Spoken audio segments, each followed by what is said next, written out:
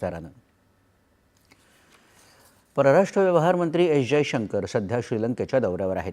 जयशंकर यांनी आज कोलंबो इथं राष्ट्रपती अनुरा कुमारा दिसनायके यांची भेट घेतली।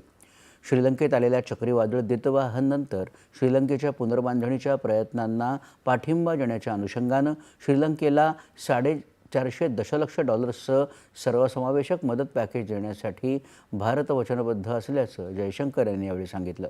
भारत श्रीलंकेसोबत खंबीरपणे उभा आहे असं ते म्हणाले। आव्हानात्मक काळात आपल्या शेजारी राष्ट्राप्रती भारताच्या वचनबद्धतेवर जयशंकर यांनी भर दिला।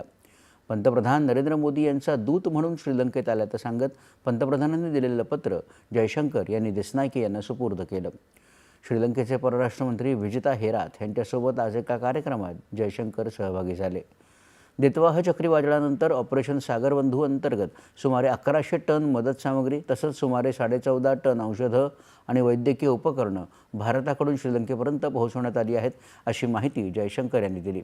श्रीलंकेच्या पुनर्बांधणीची निकड लक्षात घेऊन श्रीलंका सरकारशी संवाद साधून या संदर्भातील त्यांच्या प्राधान्यक्रमांवर काम करावं असे निर्देश पंतप्रधान मोदी यांनी दिल्याचं ते म्हणाले।